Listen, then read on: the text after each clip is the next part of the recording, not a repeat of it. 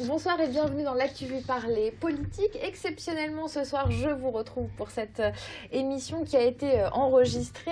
Et pour m'accompagner en plateau, Laure Gérard est avec moi. Bonsoir Laure. Bonsoir Marion, bonsoir à tous. Et ce soir, nous recevons Sophie Bringui, tête de liste Europe Écologie Les Verts pour les régionales et colistière avec Franck Nicolon, actuellement vice-présidente du Conseil régional des Pays de la Loire et membre commission aménagement du territoire. Bonjour Madame Bringui, pardon. Bonjour. Alors la motion que vous défendiez est arrivée largement en tête le week-end dernier à Angers. Près de 70% d'électeurs donc sympathisants Europe Écologie Les Verts. Vous vous attendiez à un tel plébiscite pour votre motion puisque vous étiez plusieurs à présenter des projets finalement pour ces régionales. Alors effectivement, il y avait 3 motions qui étaient présentées. Comme il y avait 3 motions, on se disait si on fait plus de 50%, c'est bien. Et on a été très très agréablement surpris du score, puisque la motion qu'on présentait, elle avait vraiment en son cœur, on travaille sur le projet écologiste, on défend le projet écologiste, on parle d'écologie au régional. Et on voit bien que chez nous, malgré les débats nationaux, il y a une grande majorité de personnes qui ont envie qu'on retrouve notre cœur de métier, celui d'un parti d'écologie politique. Oui, parce qu'en fait, ce qui explique probablement cette large tête, c'est que vous avez vraiment affirmé la volonté de proposer une liste à part, autonome. Certains voient ça comme une division de la gauche qui pourrait l'affaiblir, notamment du côté du PS. Qu'est-ce que vous leur répondez ?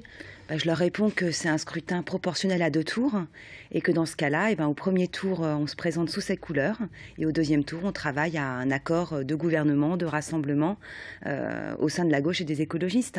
Mais je crois pas que les électeurs, ils ont envie qu'il y ait des accords partisans qui soient faits dans des bureaux en arrière-scène et qu'on leur présente un paquet tout prêt.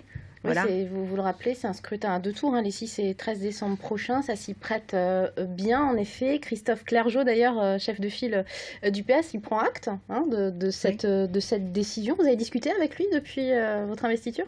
On se croise au Conseil régional, puisqu'il est vice-président comme moi. Donc, il n'y a pas de problème avec Christophe Clergeau. C'est quelqu'un avec qui j'ai travaillé. On n'a pas d'animosité. On a travaillé plus ou moins bien ensemble en fonction des sujets. Voilà, tout est normal.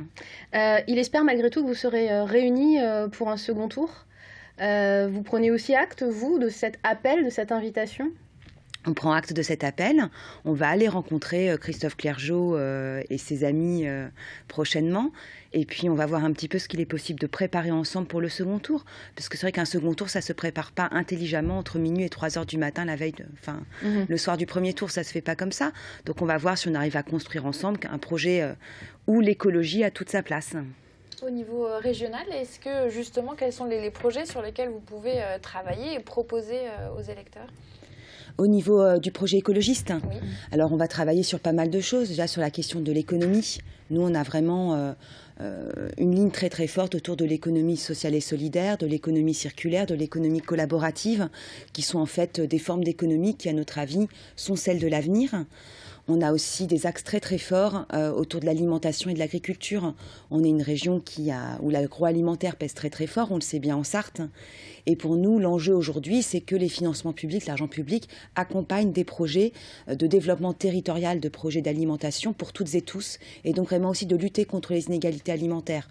Parce que ce n'est pas parce qu'on a moins d'argent que d'autres qu'on doit manger des choses qui sont moins bonnes pour la santé, par exemple. Vous risquez d'être confronté à certains dossiers chauds. Je pense notamment à l'aéroport Notre-Dame-des-Landes. Ça, vous ne pourrez pas y couper. C'est pas évident à résoudre, à se positionner. C'est un dossier qui va être compliqué dans les prochains mois. On attend aussi des nouvelles de l'Union européenne qui a des doutes quant à la validité de ce dossier et des procédures qui ont été entreprises dans ce cadre-là. On attend une décision des juridictions administratives françaises, puisqu'il y a des autorisations qui ont été demandées et nous et les autres opposants au dossier, on estime qu'elles sont complètement illégales. On attend aussi encore d'autres évolutions. On a une ministre de l'écologie qui est contre ce projet d'aéroport. Donc il y a plein de pièces à l'échiquier qui font que dans les prochains mois, les choses peuvent bouger. On espère qu'elles bougeront dans le bon sens. Et nous, on apportera toute notre énergie, en tout cas, pour que ça avance. Mais ce qui est important de comprendre, c'est que même si c'est un dossier important, Notre-Dame-des-Landes, parce que c'est un dossier qui est symbolique des dérives de ces grands projets qui sont inutiles aujourd'hui, on va dépenser beaucoup d'argent pour pas grand-chose. Je rappelle simplement simplement que l'aéroport de Berlin, le nouvel aéroport de Berlin aujourd'hui, c'est des murs qui ont coûté des millions d'euros. Il est en suspens, hein, le projet a été arrêté. Et qui, voilà, enfin, je veux dire, au bout d'un moment, il faut aussi se rendre compte que ces projets-là, c'est plus l'avenir. Et on peut effectivement optimiser notre Atlantique, ça coûtera moins cher et ce sera tout aussi bien et on sera tout aussi ouvert à l'international puisque c'est ce qui inquiète les porteurs du projet. Malgré tout, le PS et ce gouvernement n'est pas clair sur ce projet. Ça fait désaccord aussi au sein de la majorité nationale. Pour vous, ce serait vraiment une condition de rapprochement avec le PS au niveau régional, pour le coup, un dossier comme Notre-Dame-des-Landes? Pour nous, ça fait partie des éléments essentiels, effectivement, à un rapprochement. Ça va être compliqué d'expliquer aux électeurs, pour quelques places, le projet d'aéroport, c'est pas si important que ça. Donc ça reste un dossier important. Je fais partie des gens qui ont travaillé sur le dossier, qui travaillent sur le fond du dossier. Et voilà, et toutes les heures qu'on consacre à ça, c'est pas simplement pour sacrifier le dossier entre deux tours, parce qu'il y a des offres alléchantes de l'autre côté. Est-ce que aujourd'hui, les Verts, vous étiez 18 au Conseil régional, vous êtes 5 à vous représenter. Est-ce qu'aujourd'hui, vous n'avez pas peur de ne pas vous faire entendre suffisamment, justement? Est-ce que vous avez une voix, vous en avez une, mais est-ce qu'elle est suffisamment entendue dans ce Conseil régional aujourd'hui? Au niveau du Conseil régional, je pense qu'on a pesé. Je pense qu'on a pesé parce que, effectivement, je reviens à votre première question, on est parti en autonomie au premier tour. Enfin, c'était le Rassemblement Europe Écologie, donc c'était pas que le parti tout seul.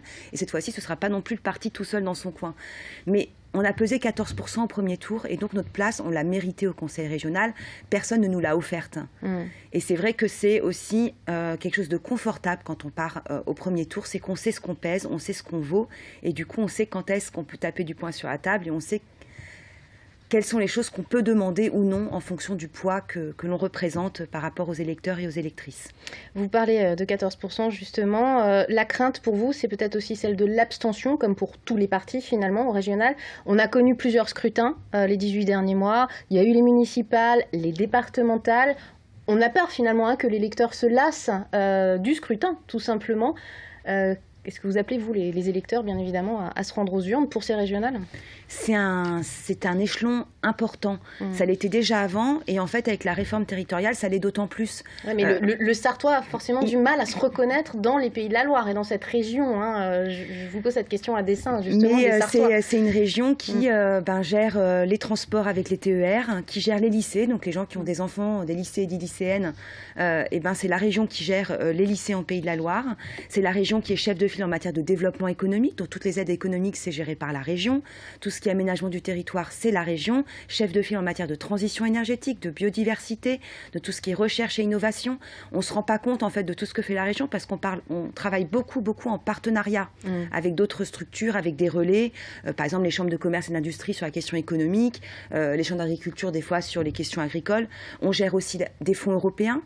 Les fonds européens de développement territoriaux, les fonds européens de développement ruraux, tout ce qui est le deuxième pilier de la politique agricole commune. Donc les régions, elles pèsent énormément aujourd'hui. Et ce sera notre responsabilité dans les 6 mois qui viennent, quelle que soit la force politique que l'on représente, que de dire à quel point c'est important de se déplacer pour les élections régionales. On n'est pas que des gestionnaires d'une politique publique qui ne nous appartient pas. On a vraiment un pouvoir de décision et un pouvoir de peser quand on est élu régional. Est-ce qu'en un mot, vous pouvez peut-être me dire pourquoi voter vert ? Pourquoi voter vert ? Très rapidement. Vous avez 2 minutes, même pas. Pourquoi voter vert ? Je ne suis pas encore faite à l'exercice. Pourquoi voter vert ? Tout simplement parce que nous, on est dans le renouveau, parce que l'écologie, c'est important, et 2015, ce sera l'année du climat. Et qu'effectivement, j'invite moi les électeurs et les électrices à lire nos bilans des élus écologistes, des élus à plein temps, qui travaillent à fond sur leur délégation, qui sont à l'écoute de chacun et chacune et qui font vraiment avancer les dossiers. Merci Sophie Bringuy d'avoir été avec nous. Je rappelle que vous êtes tête de liste Europe Écologie Les Verts pour les futures élections régionales et colistières avec Franck Nicolon. Merci beaucoup. Merci à vous.